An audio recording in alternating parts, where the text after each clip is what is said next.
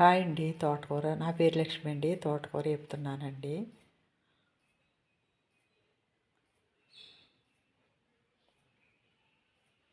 నూనె కాగిందండి. వెల్లుల్లిపాయలు, శనగపప్పు వేసుకుని వేయించుకోవాలి ద్వారగా వేగే వరకును. గుడ్డులాగా ఒలిసేసానండి వెల్లుల్లిపాయలు. బాగుంటుందండి తోటకూర ఎప్పుడులో ఒలిసేసుకుని బాలింతరాలకి పచ్చానికి పెడతారు కదండి. ఇలా ఒలిసి గుడ్డులాగా ఒలిసేసండి ఏపి పెడతారండి బాలింతరాలకి ఎక్కువగాని. పచ్చిగా కూడా ఇలాగే చేస్తారండి. ఎక్కువ అంటే శనగపప్పు వేయరండి. రక్తం పడుతుందండి దీని తోటకూర వేపుడికి బాగా. పప్పులో మనం విడిగా ఇలా వేపుకుంటే బాలింతరాలకు అది ఇలాగే వేపి పెడతారండి. పప్పులది వేయకూడదు కదండి.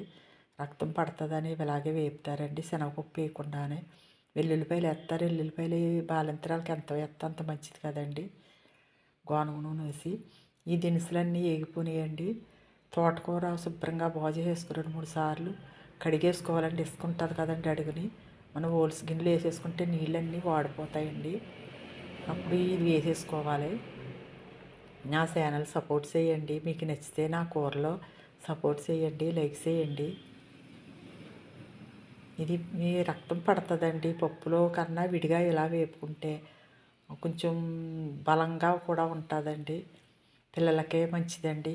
బాలింతరాలకి ఎక్కువగా ఇలాగే చేస్తారండి. మీకు తెలుసండి, మీకు తెలుస్తుంది. బాలింతరాలకి ఇలాగే తోటకూర వేపి రక్తం పడుతుందని బలం అదినానండి. తోటకూర వేపుతారండి ఎక్కువ. పప్పులది వేయరు కదండి. లేత కాళ్ళు కాదండి, కాళ్ళు కూడా వేసేసుకోవచ్చు. ముదరయ్య అవుతే కానీ మగ్గం. అదిగో చూడండి ఎలా మగ్గిపోయినాయండి. లేత కాళ్ళు కాబట్టి మగ్గిపోతాయండి. మగ్గిపోయిందండి. కాళ్ళు కూడా మగ్గిపోయినాయి. పసుపు సాల్ట్ వేసుకుంటే ఇంకా బాగా మగ్గిపోతుందండి. అదిగోండి మగ్గిపోయింది. నా ఛానల్ సపోర్ట్ చేయండి, లైక్ చేయండి. బాలింతరాలకు ఇంకా ఎల్లుల్లిపాయ గుడ్లు ఎక్కువ వేసండి. వర్షాకాలం శీతాకాలం అయితే కొంచెం ఎక్కువ వేసి వేపుతారండి. ఇలా చితగొట్టకుండా వెల్లుల్లిపాయ గుడ్ల కింద వేసి వేపుతారు. గోనుగ నూనె వేసి చాలా బాగుంటుంది. బాలింతరాలు ఈ కూరతోనే ఎక్కువ తింటారండి ఇష్టంగా. తోటకూర ఇష్టపడేవాళ్ళు. బాగుంటుందండి. సాంబార్లో కానీ పప్పు పులుసులో కానీ మనం అయితే ఇలా వేసుకోవచ్చండి.